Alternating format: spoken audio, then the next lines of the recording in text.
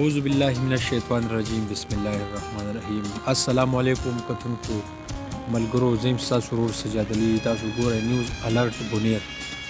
جی کتونکو دا ټایم کې ناست یم د بختیار باچا سره ورپي پوجي. جی دا چې دی نو زمونږ د کلي نه لږ دېخوا پاتې کېږي او بیمار دی. نن سبا د زړه مسله ورته هم ده، د خپو مسله ورته هم ده. علاج روان دی خو دو ډېر زیات غریبانان دي او د ګټې وټې هم څوک نشته.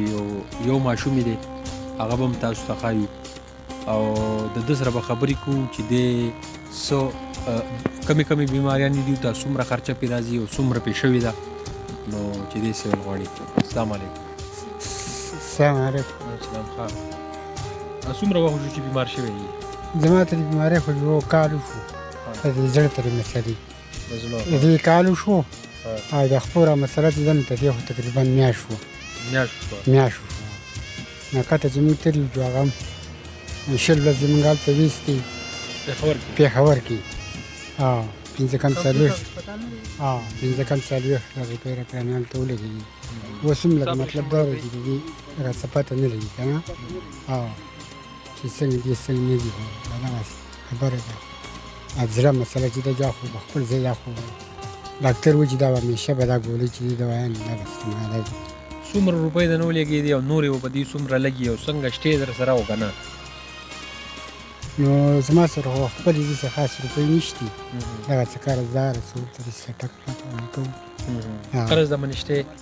قرض خو یاره داسې خاص نشي. یو 10,000 روپۍ قرض کړي په دې کې، هغه دي 10,000. او اوس چې نورې کمې لګي نه دا به لږه قرضو غواړي. څه به ویل حکومت ته به څه خواست کوي، خلکو ته به څه خواست کوي، ستا سره امداد وکړي که نه؟ نو که وایي کړو نو بده خو به نه وي. دواګانې به موږ هم کوو، د هغو به هم خیرات وشي، زموږ به هغسې جو علاج به وشي، دوایي به وشي. د کار نه خو داسې م وتې یم که نه، کار نه وتې یم، کار نه خو زه تشه خپه هم نشم راغلی. نو که چا دغه وکړو ډېره خدای پاک د روزي اجر ثواب ورکړي، چې امداد وکړو د هغو. شکریہ. جی کتونکو دا بالکل بختیار باچا د زکات د خیرات چې دی نو بالکل مستحق دی، ځکه چې دا یې زوی دی ماشوم، نو دی هم د مزدورۍ نه دی او که دی مزدوري کوي نو څومره به کوي. نن سبا خو ګراني ده، تاسو ته پته ده. او دی په خپل هم د کار روزګار نه دی او دا کور تاسو ولي داسې کور دی لکه بالکل چې 3-4 تنه پکې په مشکل راځي او قرضدار یې هم کړلي. نو که تاسو خپل خیرات او زکات چې دی نو دا په صحیح ځای کې ورکول غواړئ نو دې بختیار باچا لی ورکئ، د ده به پې علاج هم وشي. ستاسو خیرات صدقات چې دي نو هغه به بالکل په ځای باندې ولګي انشاءالله. دواګانې به دې هم کوي، مونږ به درته هم کوو. دغه دواګانې به هم کوو، ستاسو د خدای په خیرات دې قبول کړي.